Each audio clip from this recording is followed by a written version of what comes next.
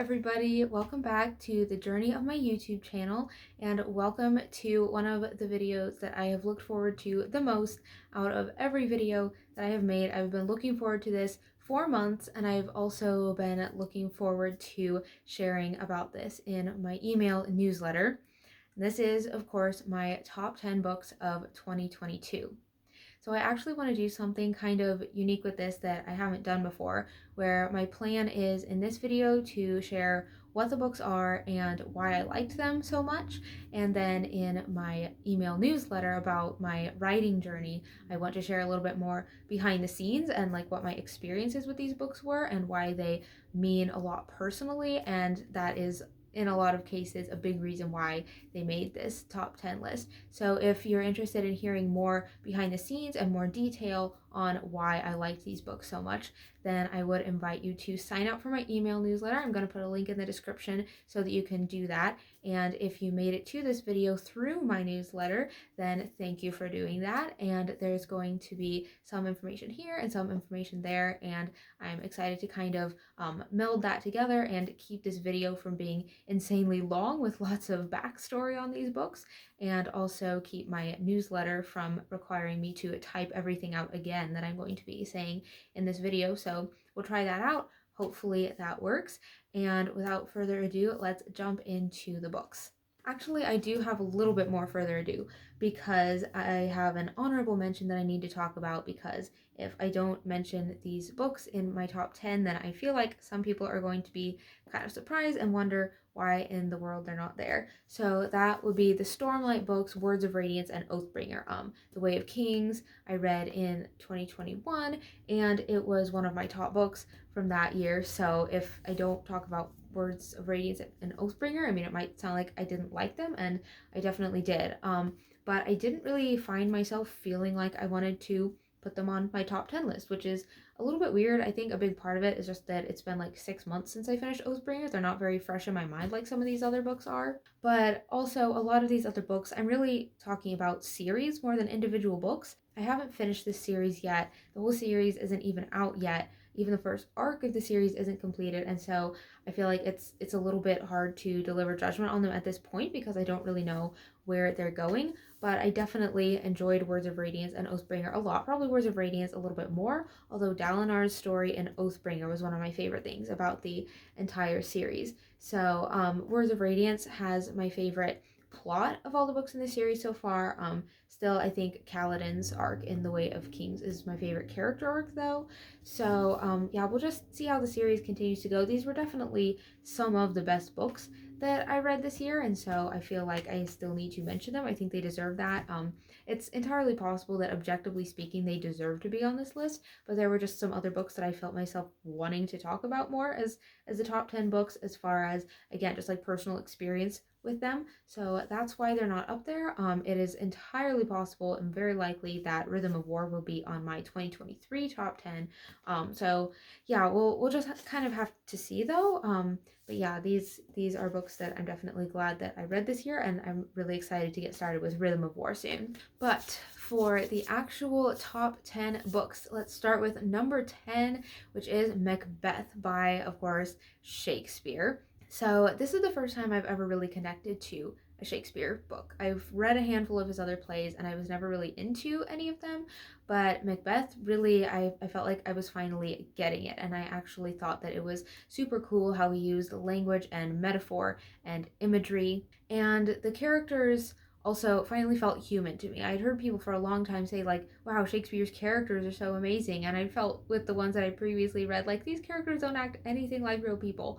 But in Macbeth, I felt like they did, and like they said some things that were just like extremely honest, and they're largely terrible people who are saying these very honest things, so that's a little bit unsettling. But there are some better people. It's not like everybody is just completely terrible, so it wasn't depressing in that sense. And I also found the plot kind of fascinating with the tragic ending, and the chain of cause and effect felt very strong, and the people were making choices based on motivations that were leading to events that were having consequences that were causing them to make more choices. And so I just thought that whole chain was very strong, and the whole story is very atmospheric, which is interesting for a play that doesn't really have any descriptions, and it doesn't have a lot of even stage directions or anything. But just through the dialogue, there's a lot of atmosphere and aesthetic to the story that I thought was really cool.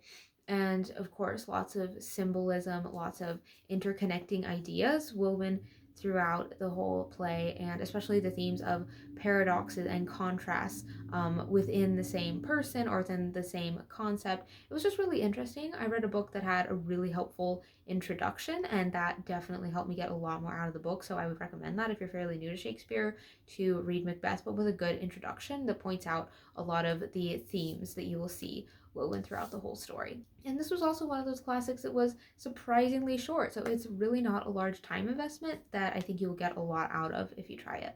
Number 9 is The Man Who Was Thursday by G.K. Chesterton, which I just read really recently. And it is one of the most unsettling things that I have ever read, but in like the most fun possible way. I kept getting this impression that it's kind of like getting a Christmas present from your crazy uncle, and you have no idea what's going to be in this. It's probably going to be awesome, but it might also be kind of dangerous. So you're like unwrapping it with trepidation, but also just total excitement to see what's going to be in it.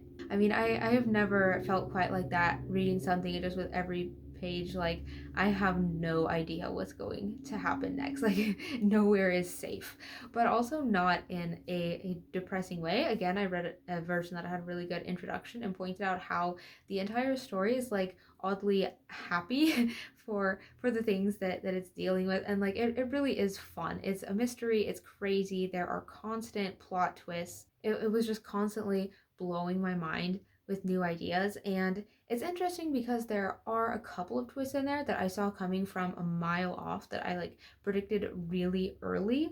But then at the same time, the way it ended up went in a direction that I definitely did not see coming. My one, I guess, complaint would be that with all of the plot reveals, in some ways it kind of undermines its own stakes, because some of the things that seem to be causing the stakes and the tension in the story end up not being what you thought they were. So, from a storytelling perspective, I kind of had a criticism in that regard, I guess. But as a reader, I was still really having a fantastic time.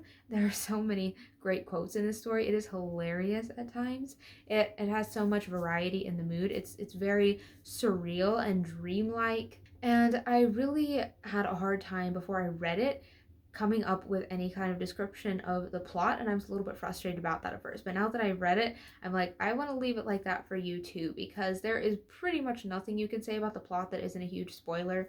So you should really just know that it's G.K. Chesterton. That's all you really need to know what to expect. So just go in and experience it blind, and you will come out very surprised and very unsettled, but also probably really, really happy that you read this bizarre little fascinating book. Number 8, and my first non-classic to appear on the list, is Mistborn Era 2. And some people are probably not going to be happy with me for putting Mistborn Era 2 on my top 10 list and not the 2 Stormlight books that I read this year. But I think it's just a little bit easier to digest Mistborn Era 2 because it's more fast-paced, more stuff happens. You can just see the progress a lot more quickly than in Stormlight. And I made a whole video already about why I, spoilers, like this series even better than Mistborn Era 1. And a lot of the reason is just that it's very fun. It's a lot of Sherlock Holmes slash Western slash Indiana Jones kind of action with, really crazy, amazing, typical Brandon Sanderson world building and everything. So I just enjoyed it for those reasons, but also especially in the second 2 books of the 4-book series. The characters have some pretty strong arcs and deal with some interesting questions about life. So it does kind of get deeper by the end, I felt like. And especially by the Lost Metal, which this might be vaguely spoilery, so maybe skip a few seconds ahead if you're concerned about that. But I really enjoyed seeing some of the characters reach this point where they had largely finished their arcs and they had kind of reached a plateau in a sense, where they were kind of coming into being comfortable with who they were and where they were, and just kind of being at peace with themselves, which I feel like I don't see in books that much. You don't usually get to spend that much time with the characters after that resolution of their character arcs, and you don't really get to see them living that out in their world. So I enjoyed that with The Lost Metal. Right at the very end of The Lost Metal, I did feel like some world building elements were coming in that were getting kind of complicated for my taste. It just felt like, okay, now everything is happening, and that's kind of the same type of thing that started happening in Mistborn Era 1 that made me not enjoy it as much as I probably should have. So I'm a little bit concerned that the same thing is going to happen in Mistborn Era 3, where plot twists just get thrown at us constantly that don't necessarily add to the emotional journey of the story. So I did have that little quibble or concern at the end, but for the most part, I just felt like these books were super strong and in every beat, just taking us on an action journey with some very classic archetypes, but also interesting and inventive things done with those archetypes, not to like subvert or destroy the archetypes, but just to kind of take them to a new and innovative place that they hadn't been to before. So yeah, I really enjoyed these. The Lost Metal was my favorite of the four. My second favorite was probably The Bands of Mourning, and after that, Alloy of Law, and then Shadows of Self. But I've gone back and forth on all of those so much. Like they have different strengths and weaknesses, so I'm not super confident on any of those rankings, but that is my series ranking so far. Number 7 is The Mysterious Benedict Society, which I actually mentioned when I made my video about things that I've learned about reading this year, things that I like and things that I don't like. Because one thing that I really learned that I like is characters who care and who take responsibility, and Rainy is the perfect example of that, and the way that he takes responsibility as a leader for the other kids that he's working with in the society really kept him from being the stereotypical middle grade orphan for me. The puzzles in the book were super fun. The plot was really intense and high stakes in a really enjoyable way. But what I really loved most about it was just each one of the characters and their arcs and their relationships with each other, and how they each grew and learned and helped each other grow and learn. That was just really cool to watch. And the theme was really pretty powerful. It felt extremely relevant and recent, even though it's like over 10 years old at this point. I felt like it could have been written yesterday. It still feels just extremely pertinent to real everyday life. And even though it is kind of long and it moved slower than I expected in a way, it definitely made me want to keep reading. And I was glad that it felt as long as it did, because I didn't want it to be over. So I had a fantastic time with The Mysterious Benedict Society this year. Number 6 is Harry Potter, and I don't even know what else to say about this series. I mean, it's obviously a modern classic. It's one of the most high selling books of all time. I don't even know how much I can add to that. But what I liked best about the series was the theme of how if you try to save your life, you're going to end up losing it. But if you lose your life for someone else, then you end up saving it. And I thought it was really cool how the series showed that in different ways. It took a couple books maybe to really make that theme clear and start building on it. But once it did start building on it, it really started building on it. And of course, it's just fun. And there's the immersive world building, and you get to watch the characters grow up together, which I really think there should be more series to do that, because I love it when series let you watch characters grow up from basically kids into adults. And then my second favorite thing about it is the symbolism and the imagery, and there are just kind of these repeated pictures or concepts throughout the series that that really make the theme more visceral, and they tie into each other a lot. They tie into the bigger ideas behind the series a lot. So that's always really cool. And a lot of times they actually involve allusions to classic literature, which is cool to track. I'm sure I didn't even catch all of the allusions and the symbolism that had to do with classic literature. So that was pretty cool and more sophisticated than I would have expected from something like Harry Potter. So my order for those books, just in case anybody is curious, is Order of the Phoenix, Chamber of Secrets, Deathly Hallows, Half-Blood Prince, Prisoner of Azkaban, Sorcerer's Stone, and Goblet of Fire. And I won't take the time to expound on all of those right now. And I also should note that I didn't read Sorcerer's Stone this year. I read it last year.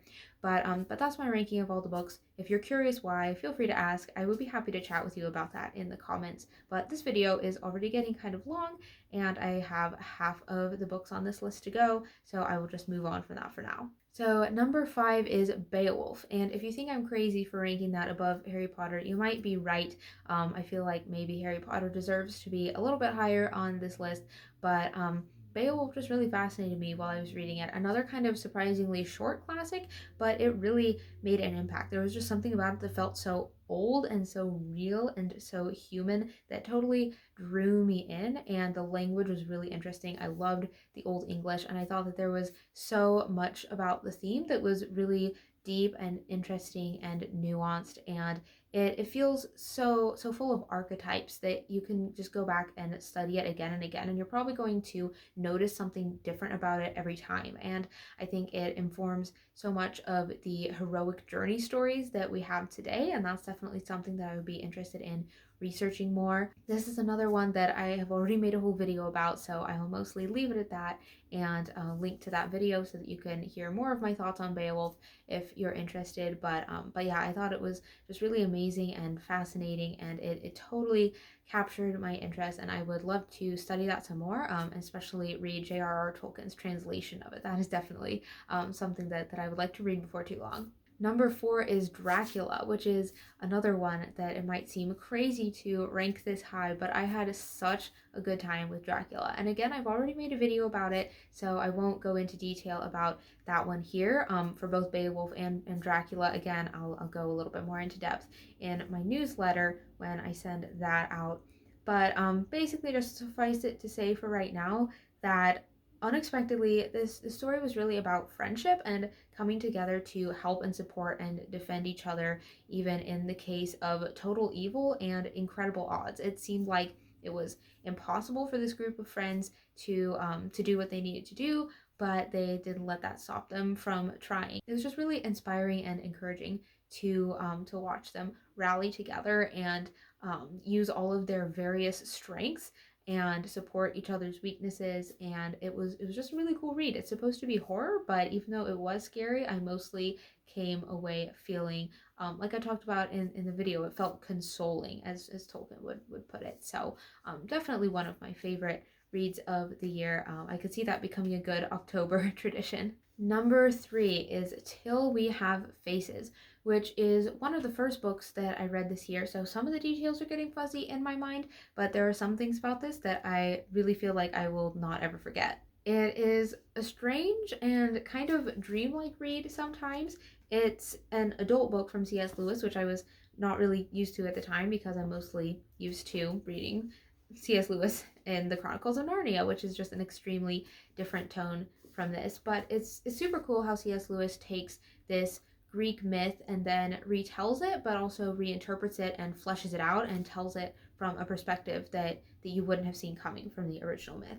At least I'm pretty sure. I was not familiar with the original Greek story before reading this, but it sounds like he adapted it in a really cool way, and he does some really interesting things with, of course, symbolism. Like C.S. Lewis is known for doing allegory, but even more than in Narnia, the allegory is not entirely one-to-one here. It takes a little bit more thinking through. It's not super obvious at times. Some things are very clear, but some things you have to think through and process a little bit more. The last section potentially does over explain things a little bit, but as the Stories Are Soul Food podcast said about this book, he's C.S. Lewis, so he can get away with that. And I'll link to that Stories Are Soul Food episode down in the description if you want to listen to their conversation about this book, because I did think that was pretty helpful and I agreed with most of what they were saying. And of course, you get all of the typical C.S. Lewis depth and imagination and humor from this. Like, of course, he's going to make some things kind of crazy and funny. Of course, he's going to do some really unexpected things with the visual nature of the book. And of course, he's going to reference a lot of medieval literature because that's what he loves to do. So it's the kind of book that like nobody except C.S. Lewis could have written, but I'm really glad that he did write it because I thought that it was amazing. The ending where it stops is just painful. Like I was so ready for what was going to happen next, and then it just stopped, and I was like, no, how could you do that? So it was one of those endings where you really want to like run off and go write more of it yourself. Number 2 is Speaker for the Dead, plus the other Ender books that I read this year. But Speaker for the Dead was my favorite Orson Scott Card read this year, so it kind of stands for all the others. It has Ender in it. Like I would read a whole book about Ender making breakfast. He is one of my favorite characters, but he does a whole lot more than that in this book, and we get to see him be an adult, and we get to see him go to a planet and hang out there and basically invade everybody's lives in super uncomfortable ways for them, but he's also exactly what they need, and he is also saving them from some pretty serious threats and rallying them to action to do what needs to be done about these threats on the planet. So we get some cool alien world building, but for the most part, it's fairly small scale sci-fi. It doesn't have a lot of huge action or huge travel or anything, but it really focuses in on the characters. This is another one that I've made a video about and how I actually think that this is even better than Ender's Game. I especially love his fatherly relationship with a bunch of the kids on this planet and just in general how he causes so much trouble on this planet, but he ends up actually bringing a lot of healing and truth and reconciliation. And then the ending, it was like I was very prepared for a certain very sad thing to happen, but then that didn't happen and something else happened that was in some ways less sad, but I wasn't prepared for that. So it just really hit hard, that ending did, and I would love to reread this. I am absolutely confident about putting this as one of my favorite books of the year. So I also read several other Enderverse books this year, and in order of how much I liked them, that would be Ender's Shadow, Shadow of the Hedgeman, Shadow of the Giant, and then Xenocide and Children of the Mind and Shadow Puppets are kind of all tied for last place, I guess. I did like all of them. That's why I'm kind of including them in this spot number 2 on my top 10 list, but they just weren't nearly as good as Speaker for the Dead, and they weren't even nearly as good as original Ender's Game. But yeah, Speaker for the Dead is by far my favorite of the whole series. It's my favorite sci-fi book. It's just one of my favorite books, period. And last, but definitely not least, but ironically one of the first books that I read in this entire year, nobody is surprised. Number 1 is The Silmarillion by none other than J.R.R. Tolkien, and this also happens to be my favorite fiction book, period. I think I would still stick with that. My very first YouTube video was about The Silmarillion and about how it's my favorite fiction book ever, and I think I would still stand by that. I don't think anything has really beaten it out. And I've especially appreciated it more because I've listened to a bunch of Prancing Pony podcast episodes about the Silmarillion, which has helped me think through it again and notice things about it that I didn't notice on my first read through. So that's especially helped me enjoy it more. So this is the backstory of the world of Lord of the Rings. We get to hear a lot of the mythology of Middle-earth and what happened in the past, and basically everything that sets up for Lord of the Rings, which sounds dry and boring. A lot of people have the idea that it's dry and boring. It is very much not dry and boring. It's really fascinating how it starts out with this very high-level creation mythology about the Valar, which are these spiritual beings. So it starts in this very kind of esoteric place, which I actually still really enjoyed, even though it felt so different from like a typical novel because there weren't any human-like characters yet. But it just starts in this very like high and lofty and perfect place, and then we get down to where the world is broken, but then there are elves, so it's like still really awesome and amazing and strong and beautiful and just early on in the world's existence. And then basically the elves have their fall, and then they start declining and things just get more and more broken from there, and there's this slow progress toward the darker and more grounded and more gritty world of Lord of the Rings. And there are some really hard, tough, terrible things that happen in this book, and a lot of failures, a lot of horrible mistakes that people make, a lot of really frustrating moments where you just want to be like, well, why would you do that? You had an opportunity to do something better. And like, I understood why the people were making these terrible decisions, but I could also see, like, from my perspective, like, that was a terrible decision, and they have some really harsh consequences sometimes. So it can be a little bit of a bleak read sometimes, and sometimes it can even feel like, why did that even happen? Why did we have this story? What does this add to anything? But then what makes it so great is that at the end, it turns out that there has actually been a victory for good that I don't want to spoil, but I don't think it's a spoiler to say that good wins in the end, not just in spite of all the terrible things that have happened, but actually because of all the terrible things that have happened. And you realize at the end that even though that doesn't make the wrongdoing okay, it's actually through all of these terrible things that happened that the really good thing at the end can happen. Like, it couldn't have happened if not for all of these really painful things. There's a quote in here about evil will be good to have been. Like, the evil doesn't become good, but the world is actually better because of these terrible things that happened in it. And that would be such a tricky thing to write, but Tolkien pulls it off amazingly here. And I, can't get any more specific without major spoilers, and you should really just read it for yourself to find out. But the ending is incredible, and then knowing that Lord of the Rings just proceeds out from this makes it a million times better.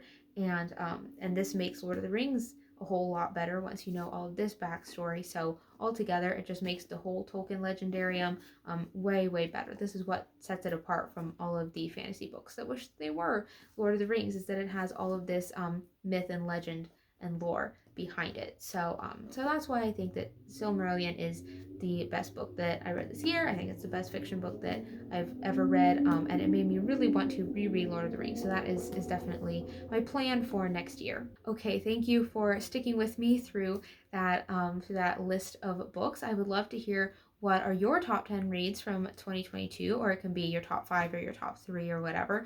But let me know what were your favorite reads from this year, and if you would like to join me in going behind the scenes on some of these and talking about these books more, and I would love to have you sign up for my email newsletter before I send out my newsletter with all of these extra behind the scenes things. I'll let you know when I'm planning on doing that. And until then, thanks for journeying with me. Bye!